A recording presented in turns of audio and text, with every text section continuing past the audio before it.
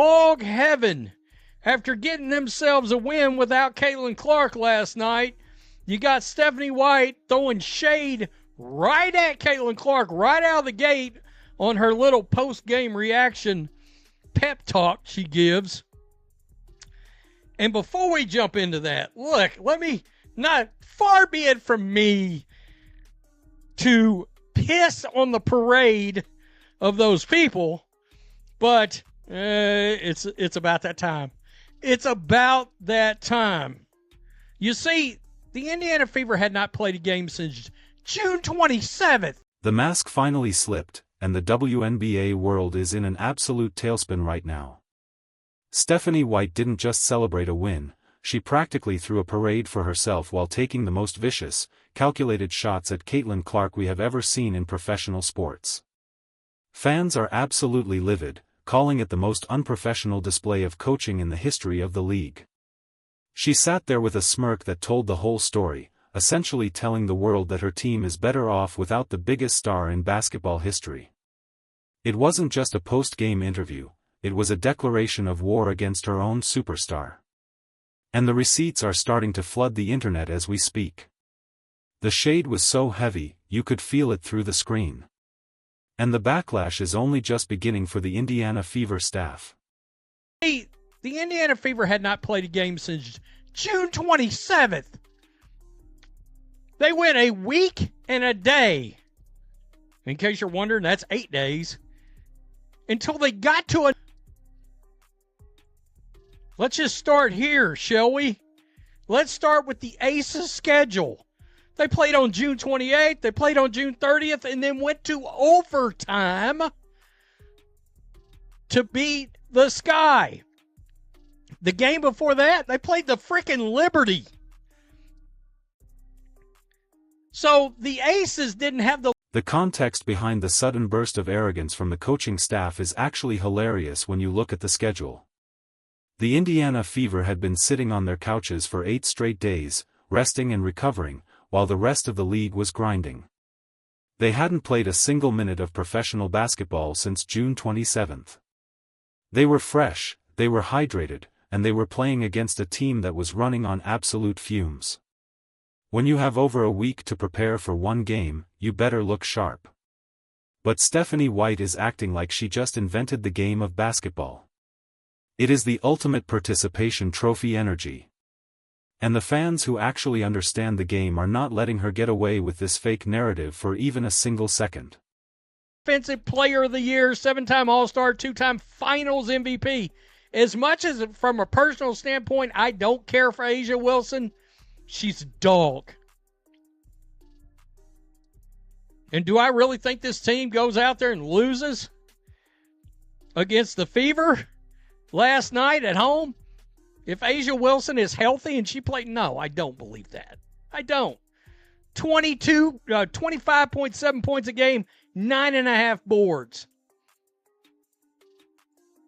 And you got Stephanie White acting like this was Game 7.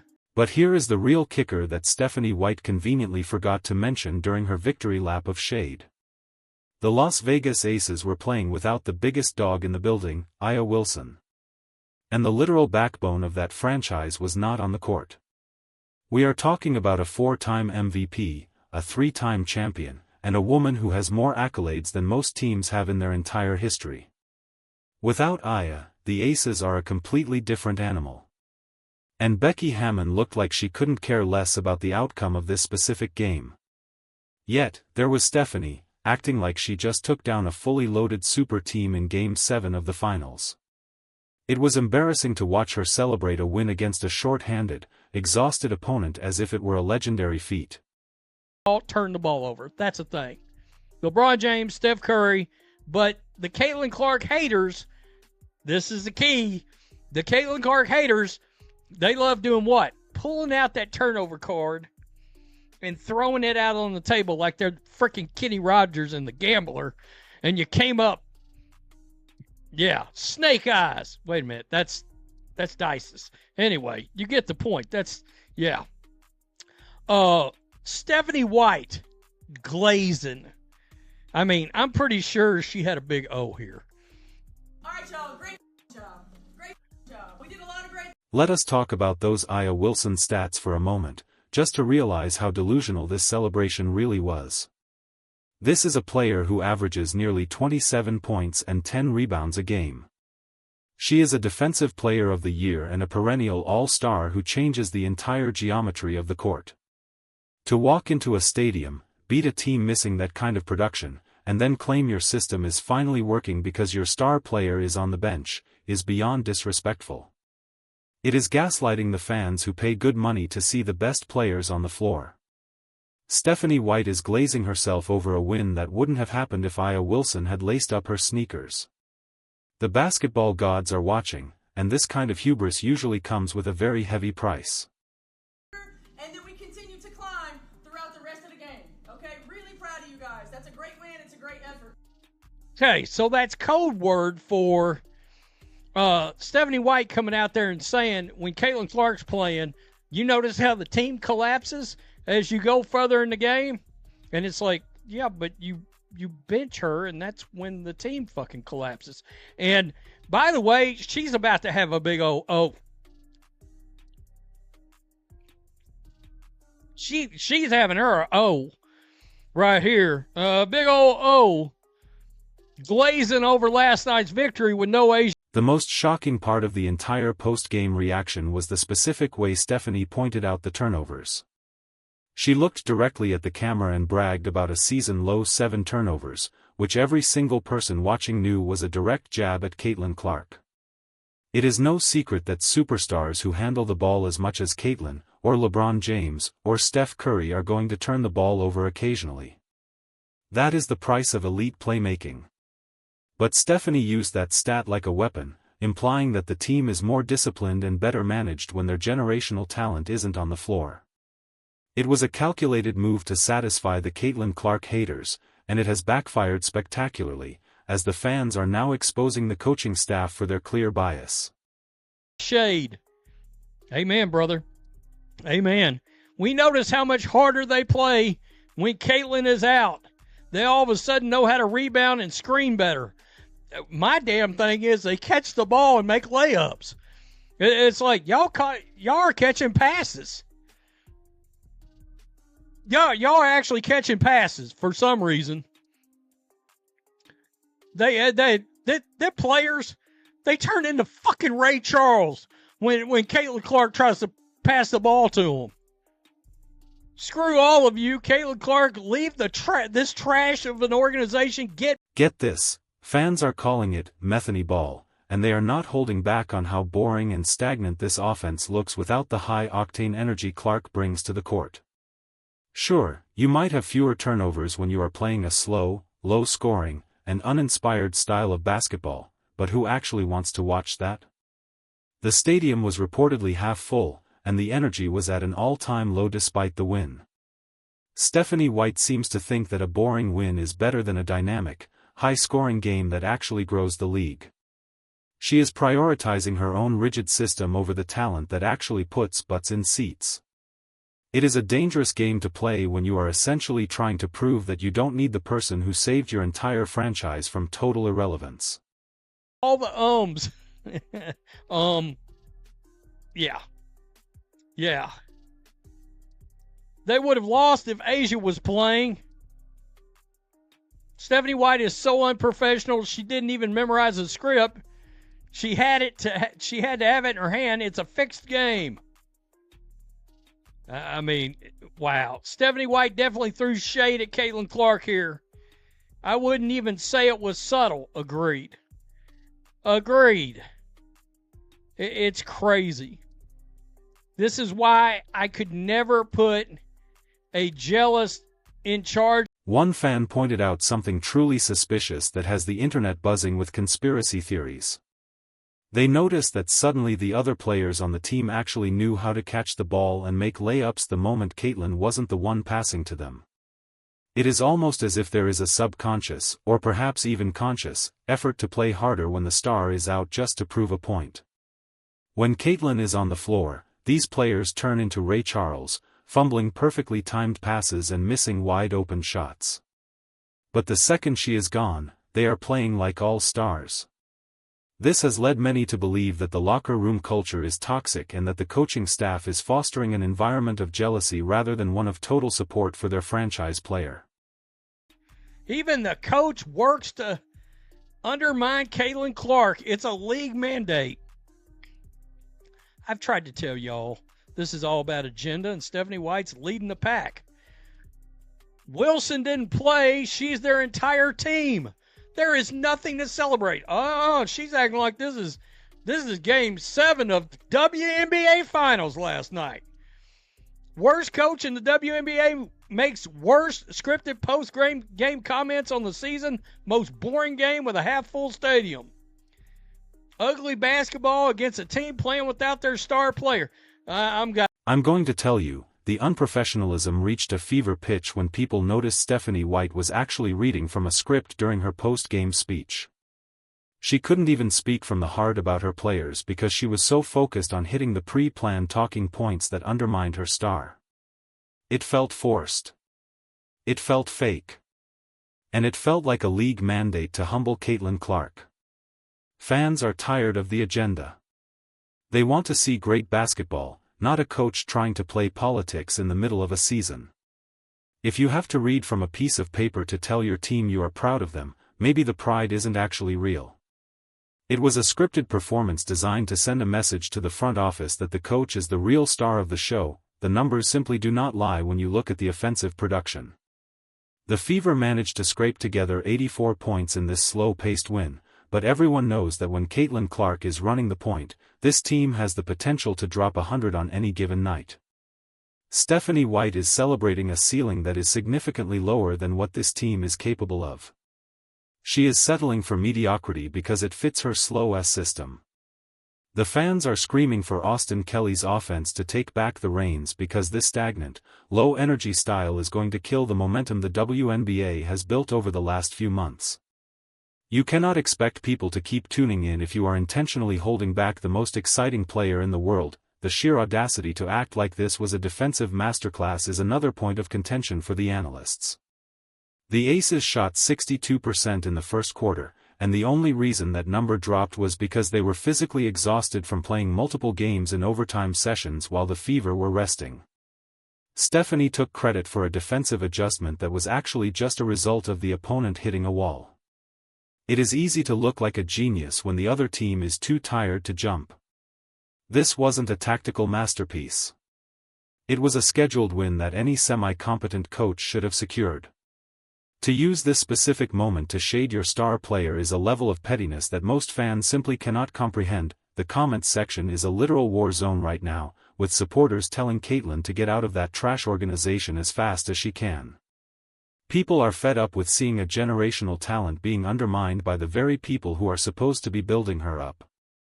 One fan wrote that Stephanie looks giddy every time Caitlin is hurt or off the floor, as if it gives her a chance to prove her own worth. It is a sad state of affairs when the fans have more loyalty to the player than the coach does. The narrative is shifting from a team trying to win to a team trying to prove they can win without their best asset. That is a recipe for disaster in any professional sports league, and it usually ends with the coach getting their walking papers. What we are seeing is the old guard of the Indiana Fever trying to reclaim their territory. They are waking up in hog heaven because they finally have a result they can point to and say, "See, we told you so." They hate the attention and the change that Caitlin Clark has brought to the league. And they are using Stephanie White as their mouthpiece. This isn't just about one game. It is about a cultural battle within the WNBA. There are people who want the league to stay small and niche, and there are people who want it to explode into the mainstream. Stephanie White seems to be leading the charge for the small-minded thinkers who are afraid of the massive spotlight that comes with a superstar like Clark. The turnover card is the oldest trick in the book for people who want to hate on elite talent. They pull it out like they are playing a game of high-stakes poker, but they ignore the context of every single play. If you aren't taking risks, you aren't making plays. Stephanie White highlighting the low turnovers was a dog whistle to every hater who has been waiting for a reason to criticize Caitlin's high-risk, high-reward style. It is a cheap shot that ignores the reality of modern basketball. You don't see NBA coaches shading their superstars for having high turnover games after a win, they celebrate the victory and move on. But in Indiana, it seems the coach is more interested in winning the PR war against her own player. The physical reaction from Stephanie during that speech was described by some viewers as borderline obsessive. She was glowing, almost as if she was having a spiritual experience just because her system produced a win without the person everyone actually came to see. This kind of ego is what destroys locker rooms from the inside out. When the players see the coach celebrating the absence of their teammate, it creates a divide that can never be bridged. It sends a message that the individuals are less important than the coach's ego. If this continues, we are going to see a complete collapse of team chemistry, and the blame will land squarely on the shoulders of the woman holding the clipboard and the scripted notes. The irony of the whole situation is that the Fever actually played harder and with more focus against a short-handed Aces team than they ever have with Caitlin on the floor. This points to a massive coaching failure. Why can't Stephanie motivate her players to catch passes and play defense when the star is playing? It is her job to manage those personalities and ensure that everyone is playing at their peak, regardless of who is handling the ball. Instead of taking responsibility for the lack of effort in previous games, she is using this one outlier to justify her own biases. It is a transparent attempt to save her own job by blaming the player for the team's previous struggles. And the fans are seeing right through the charade. Let us be very clear about the Aces situation again because it cannot be overstated. Becky Hammon is a championship coach who knows how to prioritize.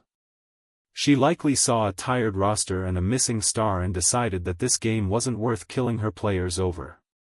The Aces weren't playing at 100%, and they still kept it competitive for a long stretch. Stephanie White acting like she conquered a giant is like someone bragging about winning a race against someone with a broken leg. It lacks class, and it lacks a realistic understanding of the competitive landscape of the WNBA. The fans are calling for more transparency and less scripted nonsense from the coaching staff moving forward. The term "Metheny ball" has started trending because it perfectly describes the frantic, yet slow and confusing, nature of this offense. It is a system that feels like it belongs in the 1980s, not in the modern era of fast-paced, three-point heavy basketball. Stephanie White wants to drag the game back into the mud where she feels comfortable, but the rest of the world has moved on. Caitlin Clark is the future of the sport, and trying to force her into a slow-S system is like trying to put a Ferrari engine into a lawnmower. It just doesn't work, and it is a waste of everyone's time. The fans are demanding a change because they know that this current path leads to a very boring and unsuccessful future for the franchise. Even the most casual observers are starting to notice the league-wide agenda. It feels like there is a coordinated effort to make sure Caitlin Clark doesn't get too big for her boots. Whether it is the referees, the opposing players, or now her own coach, the resistance is everywhere. Stephanie White is just the latest person to fall in line with this narrative. By highlighting the team's success in her absence, she is providing the league with the perfect excuse to keep Caitlin on a short leash. It is a betrayal of the highest order, and it is something that will likely be remembered for a long time. The fans are not going to forget how their star was treated during this specific stretch of the season. They celebrate the victory and move on. But in Indiana, it seems the coach is more interested in winning the PR war against her own player. The physical reaction from Stephanie during that speech was described by some viewers as borderline obsessive. She was glowing, almost as if she was having a spiritual experience, just because her system produced a win without the person everyone actually came to see. This kind of ego is what destroys locker rooms from the inside out. When the players see the coach celebrating the absence of their teammate, it creates a divide that can never be bridged. It sends a message that the individuals are less important than the coach's ego. If this continues, we are going to see a complete collapse of team chemistry, and the blame will land squarely on the shoulders of the woman holding the clipboard and the scripted notes. The irony of the whole situation is that the Fever actually played harder and with more focus against a short-handed Aces team than they ever have with Caitlin on the floor. This points to a massive coaching failure. Why can't Stephanie motivate her players to catch passes and play defense when the star is playing? It is her job to manage those personalities and ensure that everyone is playing at their peak, regardless of who is handling the ball. Instead of taking responsibility for the lack of effort in previous games, she is using this one outlier to justify her own biases. It is a transparent attempt to save her own job by blaming the player for the team's previous struggles. And the fans are seeing right through the charade. Let us be very clear about the Aces situation again, because it cannot be overstated. Becky Hammon is a championship coach who knows how to prioritize. She likely saw a tired roster and a missing star, and decided that this game wasn't worth killing her players over. The Aces weren't playing at 100%, and they still kept it competitive for a long stretch.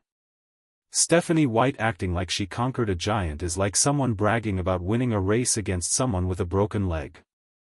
It lacks class, and it lacks a realistic